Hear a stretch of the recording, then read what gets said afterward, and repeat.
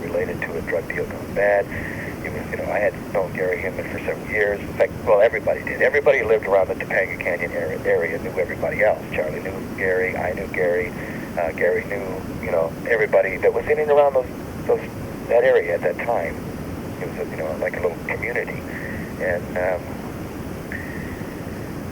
to have, it's hard for me to say what was going on in Charlie's mind or what was going on in the minds of his followers, because what occurred in my situation was much different. And I had no foreknowledge of what was going on. The living rooms of America, the horrors that were taking place overseas in Vietnam. You could look at it in that way. Here's something that we took over as a country, took to another country, and committed some horrendous, atrocious, murderous acts on other people in an undeclared war. Now, it got brought home through Charlie Manson. There's one way of looking at it. But, really, I have to, personally, in looking at it, I have to say that it was a tragedy. It was a tragedy to the people who died and to the people who got caught up in these events with Charlie, because I think that in the long run, they really didn't know what they were doing.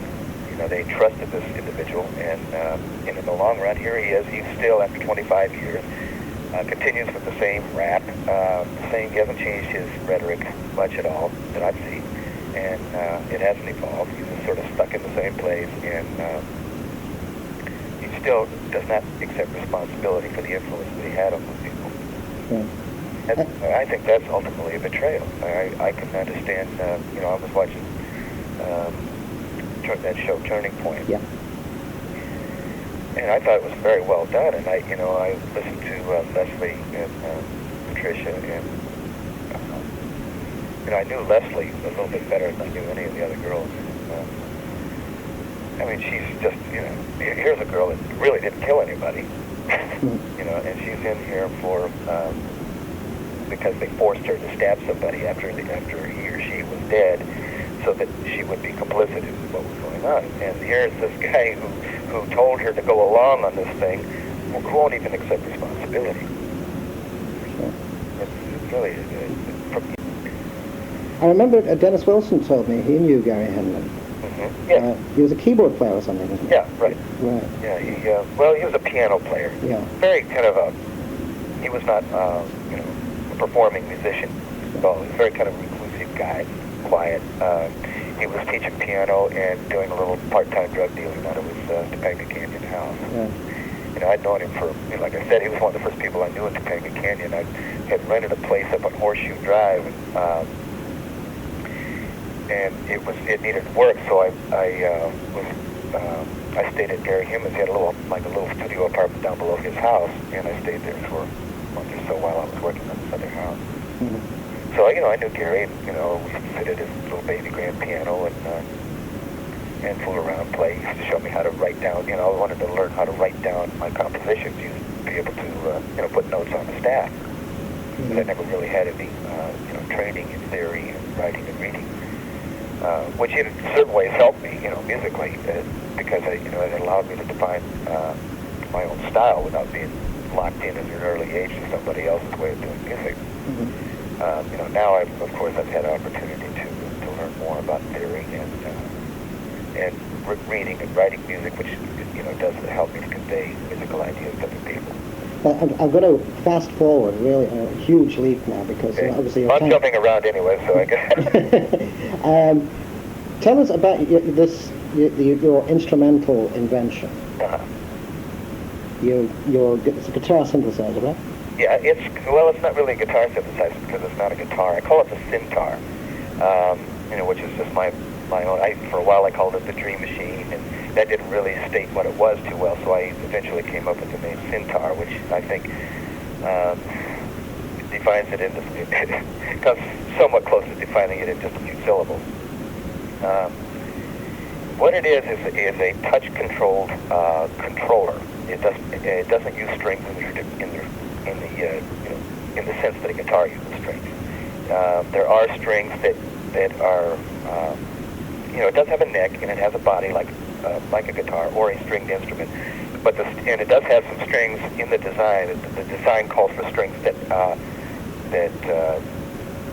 that follow the neck like a guitar or a cello or a violin or any stringed instrument, but their purpose is mainly as to act as guides for the fingers, not really to to determine the pitch of the instrument.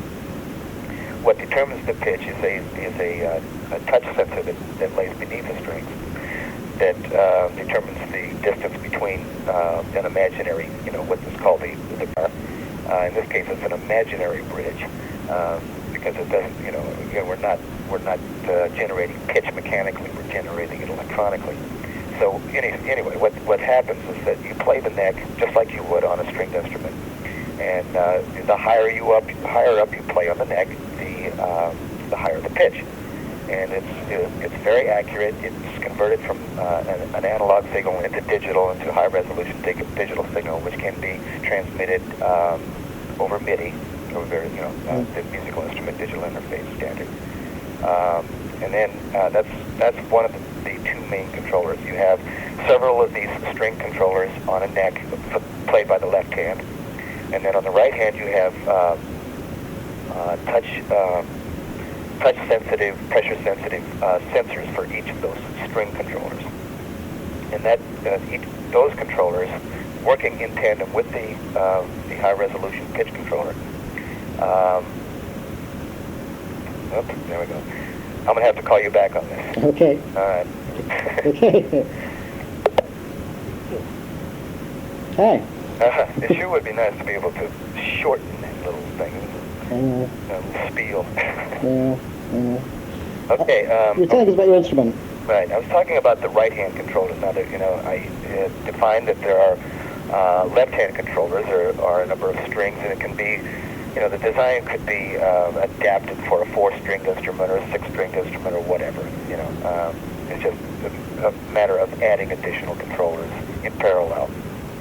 You make the neck as wide or as narrow as you want. Essentially, though, what you have is these digital string controllers that are continuous. In other words, if you know anything about a synthesizer, you know that there is a controller on the synthesizer adjacent to the keyboard called the bender. Mm-hmm. And this is like a large wheel that you use to bend the pitch up or down by an increment that you program the synthesizer. You program that particular parameter to, say, an octave or to a whole step or whatever, and you use this wheel to bend the pitch. Well, if you're using the cintar as a controller, the string controller takes the place of that bender, of that bending wheel, and it stretches it out, about 18 inches or so, giving a very high resolution, a very very supple control of pitch. The bender in MIDI, the digital interface for music, the pitch bend has a specification of 14 bits, and usually that's spread over a maximum range of 2 octaves. So which is about the range of a guitar string.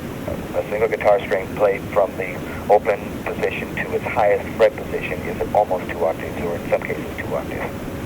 And so if you were to take this interpret it electronically and take the bender parameter of the MIDI standard, stretch it out on a controller that's about 18 inches long, and specify that the synthesizer will be set to a 2-octave range, then you would be able to play this controller where, like a violin string or a cello string. You can, slide your finger if you're keying the note at the same time. This is assuming you're keying the note at the same time. You could slide the pitches of the tone down from the top to the bottom for a distance of 2 octaves. A very long, bend down or up. Or you could play, as a violinist does. You would learn how to, to where to put your fingers to make a certain pitch and so forth. It can, because it's digital, it can be set up so that the string plays chromatically. In other words, you can put frets on this controller just by the way that you program. It's hard. hard to do this with just words alone. Sure, I know. Anyway, it's possible that you can have several modes of operation where you can play the string controller continuously like a violin, or you could play it as if it had frets. And more than likely, any realization of this instrument for the commercial market would have both of those modes, and possibly some others, like a combination of the two, where you get the advantage of being able to have chromatic pitch like a fretted instrument, and still be able to affect a little bit of vibrato or something. So that's an option that more than likely would be built into this instrument. So that's the left-hand control, and the right-hand controller is simply basically just a key, like a key on a regular keyboard. And there would be one key for each of the strings. However many strings you put into you design into the instrument, whether it's 4 or 6 or whatever, you would assign a key to that channel, to that MIDI channel, and in relation to that particular string controller. Each key would initiate the pitch. In other words, would turn the note on. It can be transposed to any range. In other words, you can quickly and easily tune that particular key to be any MIDI note number, so that you can, it could be in any range, in any key, whatever. You can transpose probably something like 8 octaves or something over 128 notes or 100.